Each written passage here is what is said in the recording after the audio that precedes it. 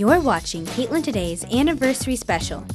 Get ready for a fun-filled episode, including a sensational ice cream parlor located across Bradley International Airport, an exclusive interview with one of Connecticut's favorite meteorologists, Scot Haney, and an appetizing sneak peek of our special anniversary cake with Chef Renee Williams of Simply Fresh Foods. So let's get ready to celebrate. I'm here at Dairy Cream today with current owner and Windsor resident Joe Pierce. This parlor has been around a lot longer than many of your competitors. Can you tell us a little bit about the history of Dairy Cream? It started in 1954. A gentleman by the name of Bud Hancock. Actually, he started as a restaurant down the street, down Route 75, a little closer to Windsor. It was a restaurant.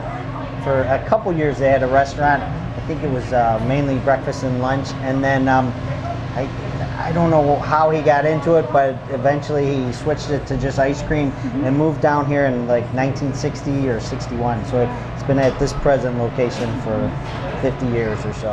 When were you first introduced to Dairy Cream? I'm originally from Chicago. I came here in 2001. The original owner, Bud Hancock, passed away in about 95 or so, and his wife carried on the business for the next few years, and she was a little sickly. So my brother-in-law and my sister, along with Margaret Hancock, they kind of ran the business for a few years. It was becoming a little much for all of them. The original owner's Bud's son was, they both worked in New York City. So they brought me in trial year in 2001. So this is my 13th year being here. What do you think makes Dairy Cream so successful? I'm sure everybody who comes up has their own reason. I mean, we hear nothing but great reviews about it, but I think the length that we've been here since 1954 just adds. We have, you know, parents, grandparents bringing their kids, and it's just, it keeps going on and on. It's a cycle of, you know, oh, I used to come here when I was a kid. I can bring my kids here. I can bring my grandkids there. We've established it's an institution in this area, Suffield, Windsor Locks, so forth. And people just, I mean, getting ice cream when you're young or through middle school, high school, and when you're married with kids, it just brings back good feelings. And I think it just, people just want that feeling of happiness back. And I think the fact that we sell an excellent product, we have excellent customer service, and I think it's, so the customer service, the product, and then just being here so long and just having those fond memories of people growing up eating ice cream here. And I think that's why we're doing well. What do you consider to be your most popular flavor? That depends. On hard ice cream, we probably sell more of mint chocolate chip. The item we sell the most of is obviously vanilla soft serve. That's our main ingredient, but we use that for, you know, most of our milkshakes, all of our flurries, most of our sundaes, and so forth. So vanilla soft serve would be number one. And then we have about 25 to 30 hard ice cream flavors, so we have quite a bit, but it seems like year after year, mint chocolate chip is really popular.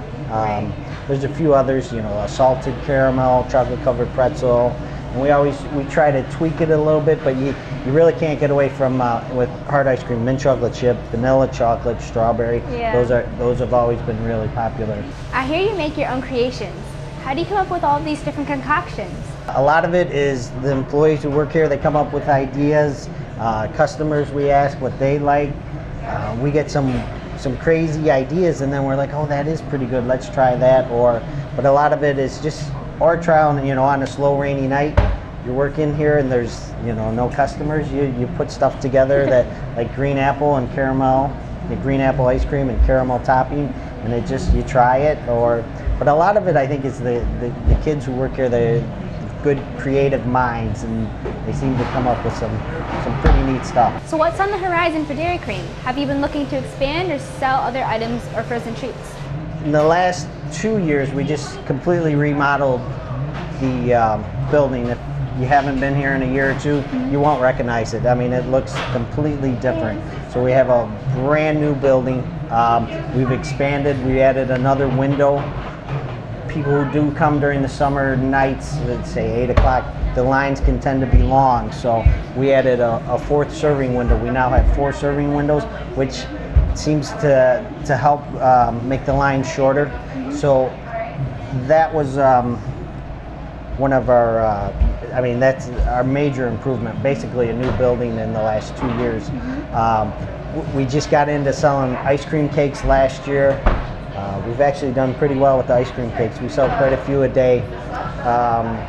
So that was something we added, ice cream cakes. As far as the future, we're not sure. We're still trying to feel out how we're doing with the building and the space and that. Maybe, you know, exterior landscaping, a gazebo, or, you know, something with the outside, or, you know, you always think, oh, if we could have land next door, maybe batting cages, or, you know, something like that. But as of right now, we're kind of getting our feet wet with the new building and ice cream cakes and that kind of stuff. And we do hot dogs. And last year we tried until selling them late, but it seemed to interfere with our main focus, which is ice cream and bringing ice cream to the customers. So we don't want to really get into the food. We want to stay with ice cream. Right. Clearly there's a lot of competition between you and franchise companies. What separates you from them? I think a neat thing I've noticed too about Connecticut, like where I grew up in Chicago and then the suburbs, it's a lot more strip malls, a lot more, you know, the franchise. You know, there's an Old Navy here and there's a Dick's, and then it's just same name after same name. Whereas, and I've noticed with Connecticut, it's a lot of independent businesses, and the people who live in Connecticut, they seem to enjoy that, the independent dealers, retailers, and so forth, and they seem to strive to try to keep them in business. Whereas like downtown Windsor and Windsor Locks and that, you really don't have those Old Navies, or not to pick on Old Navy, that's the only one I can think of, but I think the people of Connecticut support independent places, and I think that's why we do well. And actually, in New England, a lot of independent ice cream shops do well. I think it's staying away from the brand names and supporting the local guy down the street. Now there's still some time left before Dairy Cream closes for the season. Right. We usually close in mid-October, so October 15th or so. Are there any final words you have for your new customers? Just come on down, visit us. We appreciate the business over 60 years. Actually, next year will be our 60th year.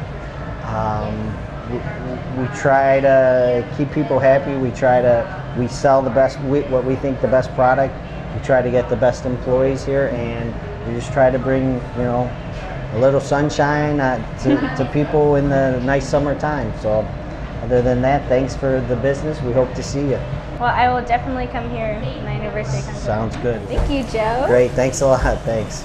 I'm here with Scot Haney today from WFSB Channel 3 News. I love him. Are you going to talk to me? I'm definitely going to talk to you. You going to ask me questions? Lots of Anything questions.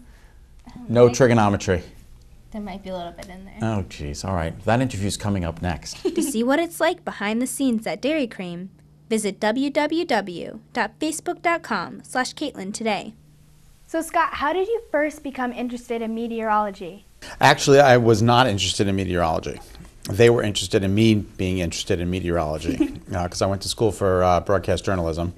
And when I was taking some of my classes, there was a class where you had to rotate doing different positions. You had to be the news anchor, you had to be the production assistant, you had to be the assignment editor, you had to be the cameraman, you had to be the reporter, you had to be the sports guy, you had to be the weatherman.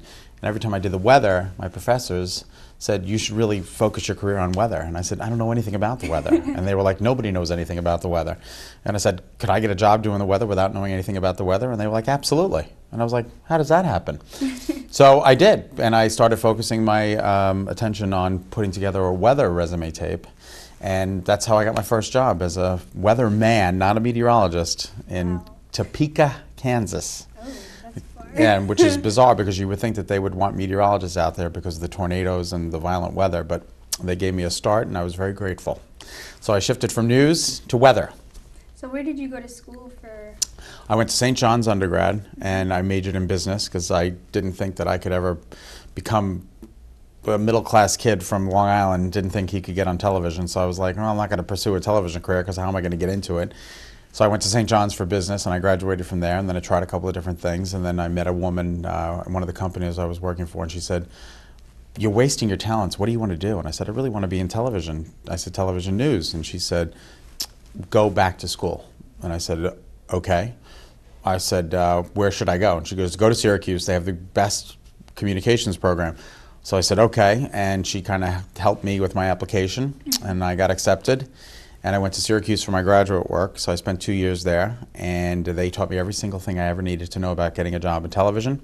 And then when I got the job as a weatherman, I came back home to the Northeast, and I got a job at News 12 in Westchester County, and they called me in and they said, what do you know about the weather? And I said, not much. And they said, well, in order to do the job, we want you to be a meteorologist, so they sent me back to school. So it took me like 5 years part-time to take the necessary weather courses in order to call myself a meteorologist. And that was a very difficult process because it's all science and it's not easy. How long have you been a part of the Channel 3 team? I'm in my 15th year.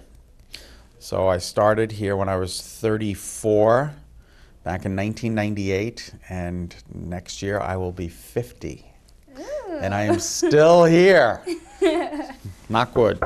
It's a great place to be, and yeah, I've been with Channel 3 for 15 years. I love it. I love it. A lot of people have asked me why I haven't moved on to bigger markets or network. First of all, the opportunity has to be there at the right time, because your contract has to be up and there has to be an opening at a bigger market. And so that kind of opportunity didn't present itself. And during the end of one of my contracts, I was offered a job in Chicago, which is the third market in the United States.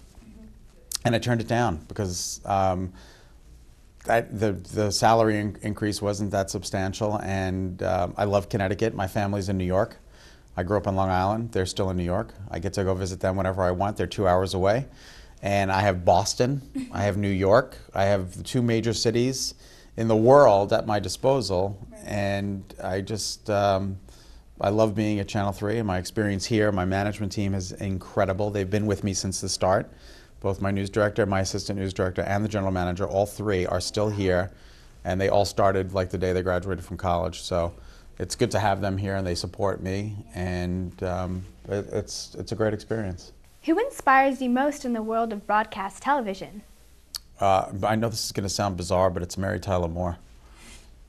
You don't even know who she is, probably, right? Probably not. She's an actress, and she had a show back in the 70s. It was called The Mary Tyler Moore Show, and she worked in a newsroom. She was the producer for the news, and it was a show about the news industry, and her boss, Lou Grant, and the news anchor, Ted Baxter. And I just became interested. I didn't know what it really was, but I was like, this is the news business, and I love that show so much that I said that this is what I want to do. I want to work in the news business because they were having so much fun, and it was such a crazy world.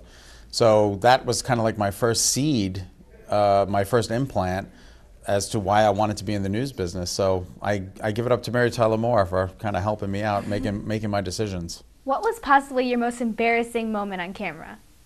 The producer had added a weather hit in the show that was not there, a previous. So I had always gone to the bathroom during that time, and I went to the bathroom that day. And in my ear, because we wear this earpiece so we can hear the producers, they were saying, Scott, where are you? Where are you? And I'm in the bathroom going to the bathroom. And I'm like, because I know my microphone is on, and I know that they can hear me and I can hear them. And I said, I'm in the bathroom and I don't know what to do. So I finished going to the bathroom. Everybody was laughing. And I was so embarrassed. And I went outside and everybody was laughing. And we just said, I said, you'll have to excuse me, I was taking care of business. And then literally I was taking care of business. So it was embarrassing and funny at the same time. I love your sense of fashion. Oh, well, thank you. Can you tell us about your style? I like bold and bright things because I think everybody's muted on television. Guys come out in their blue suits and they wear their white shirts, right. And so as a weather person, you get to have a little bit more of a personality. So I kind of like to dress it up a little bit. When you're reading about death and murder and bank robberies, you can't be wearing floral prints and stripes and different things like that. You kind of have to be, but as a meteorologist, you get to be a little bit more animated. So that's why I wear crazy pants like this. I guess you'd call my style like preppy. Brooks Brothers, J. Crew. I shop in a lot of outlets. I will not buy anything unless it's on sale. Absolutely will not buy it if it's not on sale. And if it's not on sale, I will wait till it goes on sale. And if I don't have a coupon, I will wait for a coupon. If I walk into Banana Republic and it's not 40% off, I'm not buying it. So that's, and every now and then, like these pants, I waited. I got these in an outlet in Kittery in Maine. Oh, we go there all the Yeah, isn't it great? It's a great place. Yeah. But that's where I get all of my clothes. Even my dress shirts, everything is on sale. Wow. But it tends to be more bold, but kind of with a conservative, preppy edge to it. Yeah, like Ralph Lauren type look. Yeah, definitely. Yeah, so that's that. Very like yours. You look beautiful. Thank you. If I were a woman, that's exactly how I would dress. You have quite the personality, and I, along with many other fans, consider you very humorous. Have you always been this way? I think I used humor. I was kind of picked on a little bit in high school, so I think I used humor as a way to. It was like a defense. Yeah, I guess I've always been humorous, but I used it more not to be like a smart aleck, but more as a let's keep everybody laughing so that they won't make fun of me. Right. So I was bullied a little bit in high school. Not a lot, not physically or anything like that, but emotionally. And I would just keep people laughing and just keep people laughing, and that kind of eased the situation a little bit. So humor came to me as a defense, and also I grew up with two older brothers, and we were all vying for attention. The funniest wins.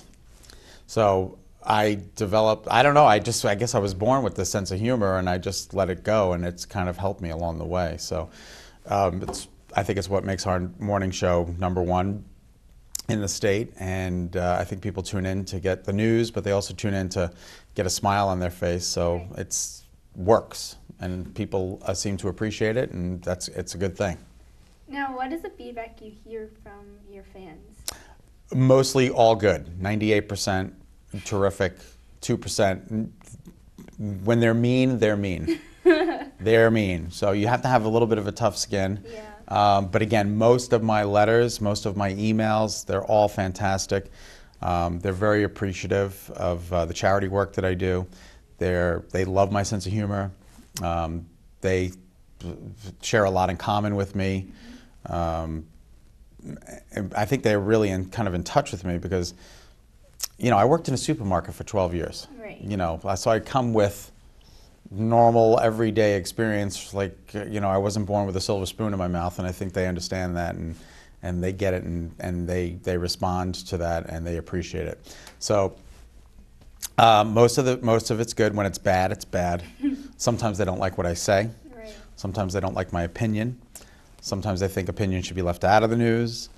Some don't like my sexuality. Some don't like the way I dress.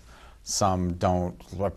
They make fun of my hair. If they can make fun of something, they'll make fun of something. Right. And it took a while to, like every negative email I would get, I'd be like, and then you just have to kind of just let it roll off your back. And as my bosses say, never respond to the negative. Just delete it and move on. Right. So that's what I do. I know you are a big community service advocate. Can you tell us more about the work that you do? I do a lot of work with the Channel 3 Kids Camp, which is it's a huge 350-acre camp up in Andover in Connecticut, and they have underprivileged children come in throughout the whole summer, and it's one of the only overnight camps in the state of Connecticut. So they can go for a week or 2 weeks, and all I have to do is come up with $50 for a whole week overnight stay, which is incredible. And I think it costs us about $858 a camper per week because we feed them.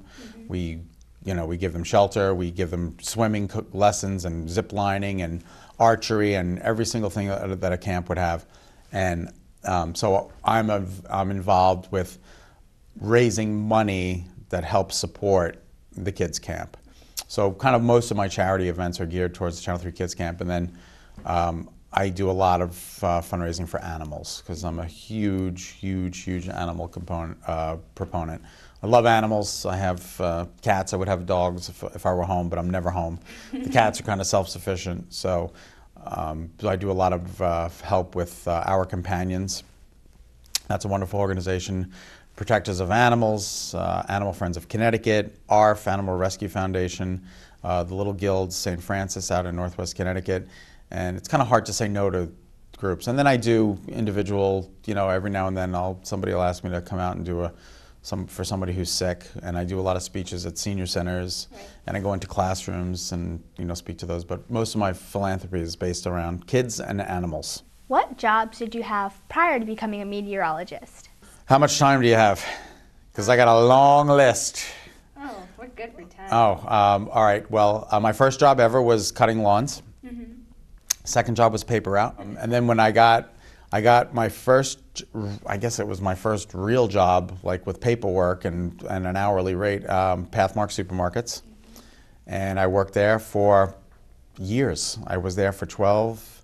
I started in 1980 and I didn't finish until I kind of went off to grad school. And even through grad school I was there. So probably about 12 to 14 years I worked for the supermarket part-time. Mm-hmm. And then for a period of time I went full-time.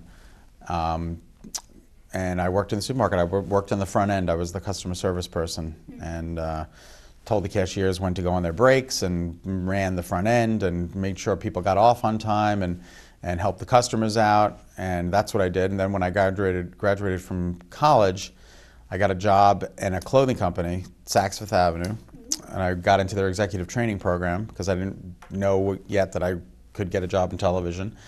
And I went through their executive training program, and I didn't really like the job. And then I tried to be an actor. That didn't work out because I wanted health benefits. And I was like, I'm not getting health benefits by doing this. Then I went back to retail. I worked for Brooks Brothers. And then I stayed there for a little less than a year, and that's when I went off to grad school. And then when I came back from grad school, I got the job in Topeka, Kansas. And then I didn't stay in Topeka long. I came home, didn't have a job in television, and I went to work for Gray Advertising in New York City and Human Resources. I kind of just fell into the job. They gave me the job. I started working there.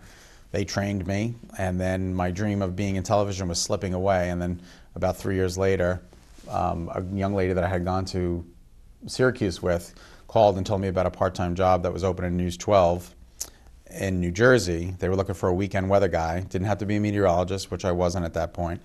And I got that job. And I've been doing the news ever since. Which of these jobs has been your favorite? Oh, this would clearly be. I love working in the supermarket. I did, and I actually thought I thought maybe I would turn that into a full-time career. Wow. But I didn't. And my mother was like, I want you to do more with your life. And I was like, all right. So to please her, I went on and got more education, and but the supermarket was a great place. It was a lot of fun. I had a good amount of friends, and there was always something different. The customers were fun and wonderful and nutty at the same time, and it was fun. I also like cutting. I love to play in the garden too. So if somebody came to me today and said, you can't do this anymore, I'd be like, all right, I'll go back to the supermarket, or I'll cut lawns, But it's interesting what you do throughout your life, but this is clearly the best job I've ever had. How has being a meteorologist and show host shaped you as a person? It's taught me patience. It's taught me restraint. It's helped me from cursing. I think you have to constantly rise to the occasion. There is no bad mood. There is no off time. Right. Because if I go to a supermarket and I stand in line and the cashier is slow, or there's a problem and the line is backing up and you're standing there, most people get aggravated. Yeah. I can't get aggravated because people will say, that's Scot Haney, he's just not a nice person. Or, things that bother everybody else that bother me, if I get a bill from CL&P and I call up to complain, who is this? It's Scot Haney. Oh, I watch you on TV and you're nasty in real life. Like, you constantly have to be nice. Right. So you're on all the time. So no matter where you are in public, even though you might not be working, you're working. So it's kind of, I guess it's helped me to become a better person, because you kind of have to put everything into perspective and just let certain things roll off your back and do the best that you can, right. You know, in light of everybody's watching you. And everybody's watching you all the time. And I'm not saying I'm like a huge celebrity, but, you know, people have literally grown up watching me. I'm sure, when did you start watching me? Oh, since forever. Forever. Yeah. I mean, you know, you were not even born. How old are you? I'm 17. So you were 2 when I came to this market. So you're probably the weather guy that you grew up with. Yep. Well, you don't want to run into a schmuck when you're out in public, right? You want to meet the guy who you've been watching on television, and you hope that he's got the same personality. So you kind of have to make sure that there are no bad moods, and you know, you can't drink too much in public, but you have to be very cognizant of, you know, some people will have a drink and then they'll wait a couple of hours, and then they watch everything. So you got to be very careful with, you know, what you do and how you behave, not only in front of the camera, but behind the camera as well. What do you love most about being part of the family here at WFSB? This Channel 3, I've been through some rough times in the 15 years that I've been here. And the mainstay has been Channel 3. Mm-hmm. I can always know that this is the constant, and that I can go into my boss's office and sit, and if I need to cry, I can cry. Or if I need to talk about a problem, I can talk about a problem. If I need to call her at 11:30 on a Saturday night, I can call her at 11:30 on a Saturday night. No matter what was going on in my personal life, this has been a mainstay and has been a force of good in my life that has really grounded me. And I think, you know, when I was 16 and I had a little bit of an attitude problem, and they took me out of the courtesy desk at Pathmark and moved me into the produce department, I was like, I'm not working here, I quit, you know, and then 3 months later I went back. You can't do that anymore, because there's a lot to lose. Mm-hmm. And I think this job has helped me to realize that, you know, there's a lot, you're working for a lot, and there's a lot to lose.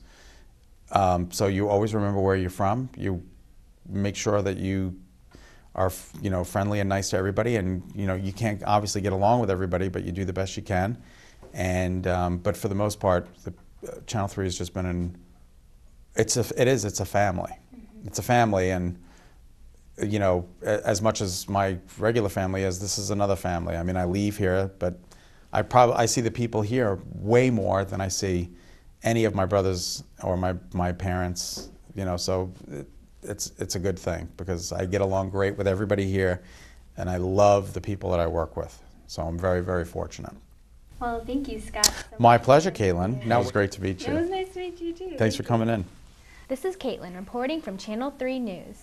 See you next time.